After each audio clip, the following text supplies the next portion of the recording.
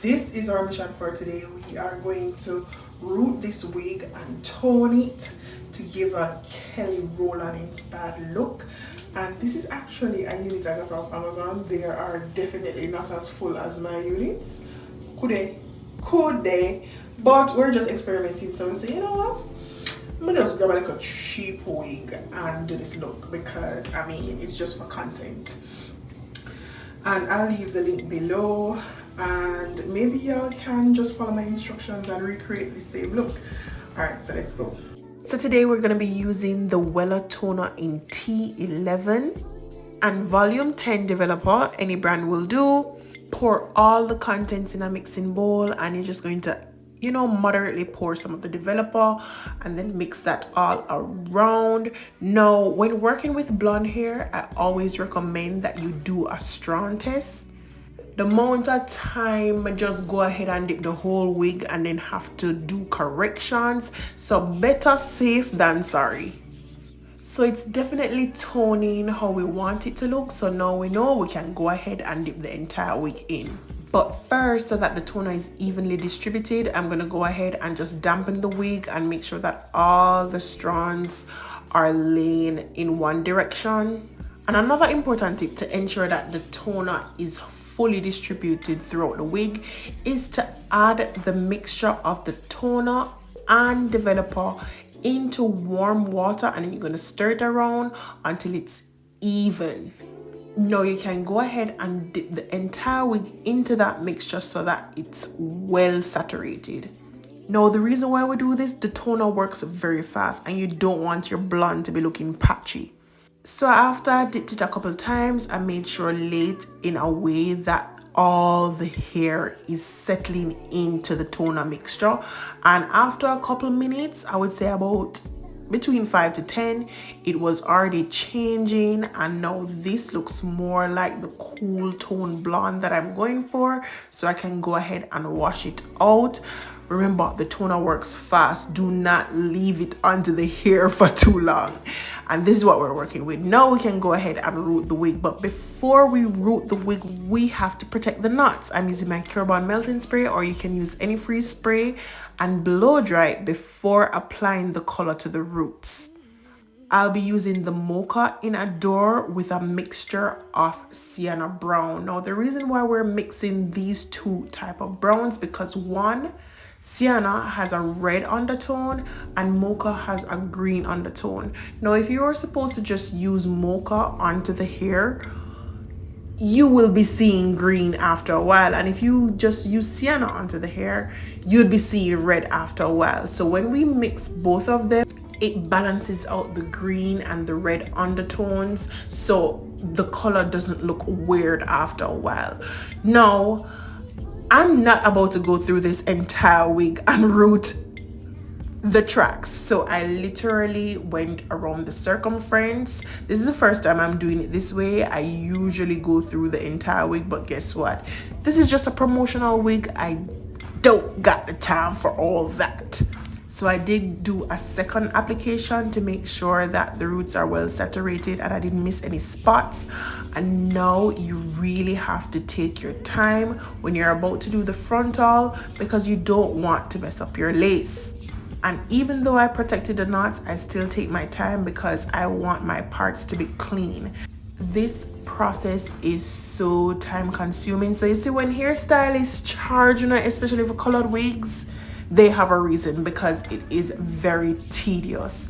So I am starting from the base of the frontal and I'm stretching it along the hair because I don't want an abrupt or sharp edging of the color. I am trying to make the transition very smooth, like a nice ombre effect. But in fact, you will see when we wash it out. All may I say is, do not abruptly stop the brush. You have to stroke it down towards the hair so that it's a nice smooth transition into the blonde. Another tip, so that you don't miss any spots, you want to go under and over as you part new sections of the hair. You also want to stretch the hair every time you part it and detangle it so that the color lays on seamlessly.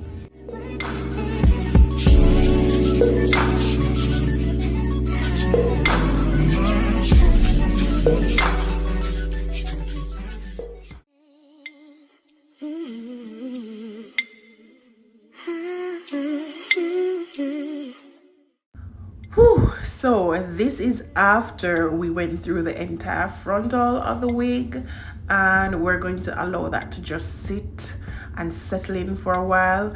And I did go back to the back of the hair where the tracks are, and that same stroke motion, so that there's no abrupt or sharp edging with the color.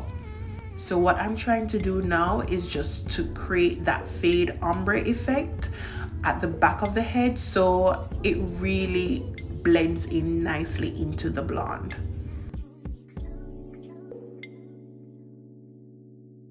This is the unit. Look at that routine. It's nice and balanced. Time is very hot in the summer, so this unit is just perfect for the summer heat. There's nothing on your neck. I mean, it's very lightweight, so it's not gonna feel hot. And we're gonna go in and cut the lace. This is not HD lace, but we're gonna just see how best we can get it to look you know, seamless as possible. Our next issue right now is the lace being over my ear, so we're gonna have to cut a semicircle right here so that it fits comfortably behind my ear. So we're gonna take a pin and pin this here, and we're gonna go ahead and try to cut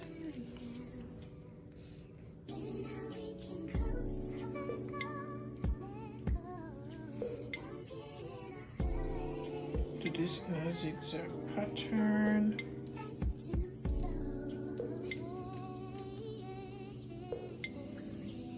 This definitely could be worn glueless now, but we're gonna secure it with the Cure Bond melting spray. Spray the part.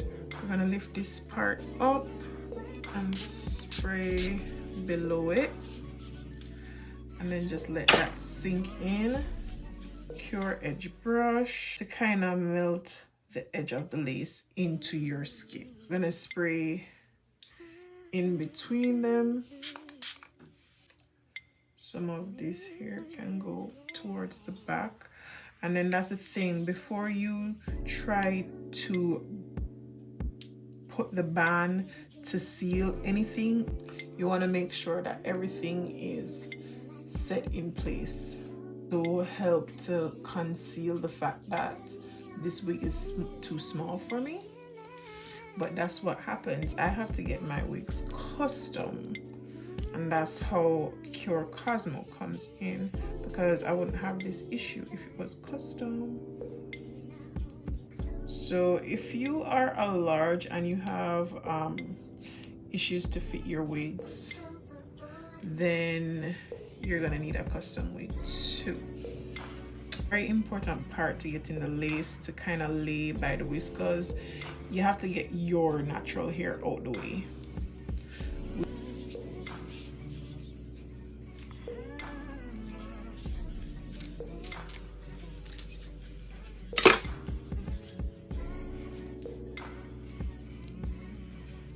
So we did the arch right by this ear, or edges out the way. It's gonna affect how well the lace lays. Go ahead and spray.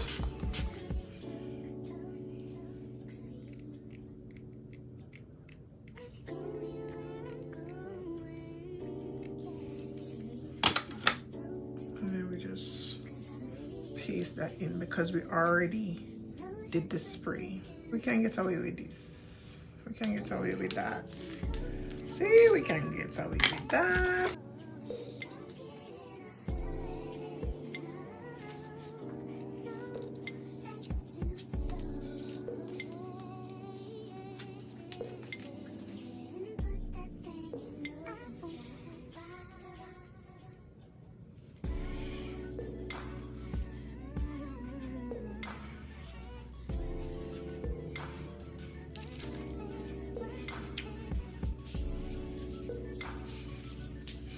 Okay guys, so we went ahead and cut the lace use our Cure Bond melting spray and or melt ban, and now we're gonna do our makeup and come right back. And we are back. Our makeup is done, finito, and we are ready to remove the band and go and get this shoot done.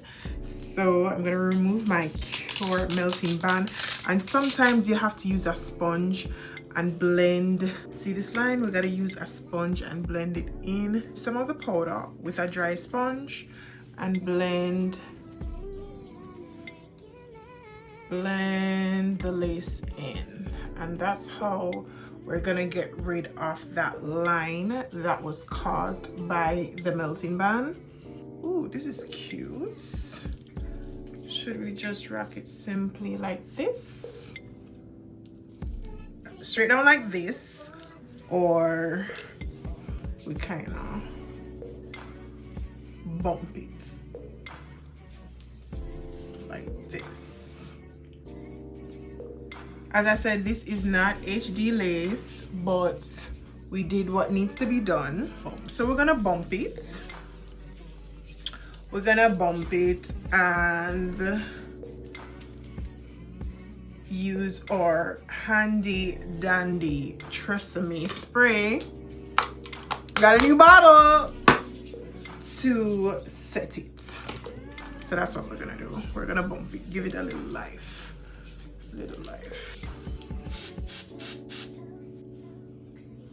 Set, see? Set!